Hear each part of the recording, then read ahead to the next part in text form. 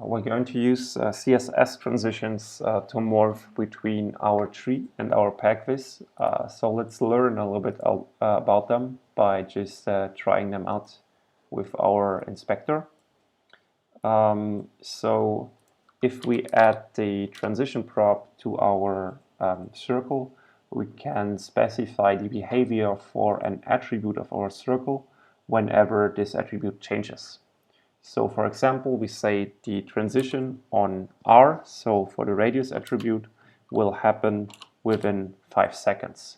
So whenever my R changes, it will take 5 seconds until the change will take place, and CSS will make sure to interpolate between these changes.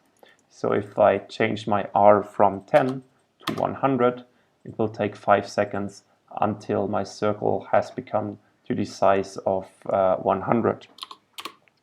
So what I could do in order to morph between those two visualizations is that I just animate the R and the X and the Y values, and there's also a shortcut for animating all the properties of some element, which is called all.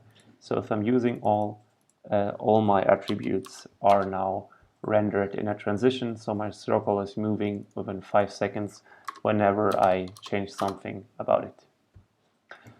Now to make this work with our current code, the most important thing that we need to change is that we cannot have two separate circles, because we need to have a transition on the same attribute, so we need to have the same circle.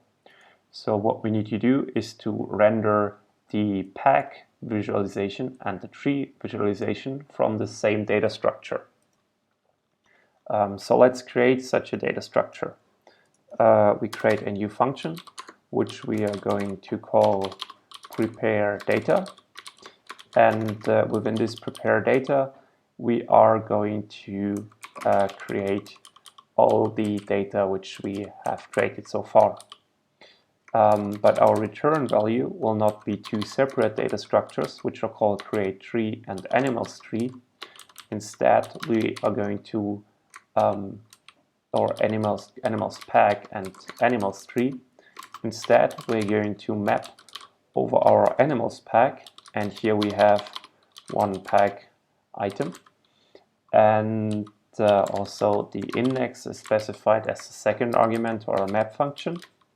And now we can create a new structure which will receive this pag item, and as a second element we're going to specify the tree item, which will be the animals tree, and we want to have the element at the index of I. Of course, we need to call the descendants functions on both of our data structures, because we need to have the list of structures. And if we make everything correctly, and we should be able to console log our prepare data, and we should see our new data structure. So currently it's not possible to render our application, but hopefully our console log did work before that. Well, unfortunately not, it's failing to compile, so it's not compiling at all. So let's just comment out the code which is currently not working. So let's comment out all the instances which are not able to render.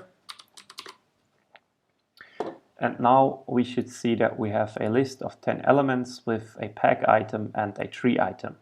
So now we should be able to use the same circle in order to render our visualization. So let's do so by using prepare data, and we do not want to map over the descendants anymore. Instead, we map over prepare data, and in here we have our tree item. Tree item, and we need to add some curly braces to make it work. make the destructuring work properly. There's still something wrong. I think there are just too many parentheses. Yeah. So now we're using the tree item of our prepare data in order to render this circle. Now let's also get access to the pack item. Pack item. And we need to rename our attributes, otherwise everything is called x and y. So let's rename this x to cx and this y to cy, and we can keep the r attribute because it's not used in the tree.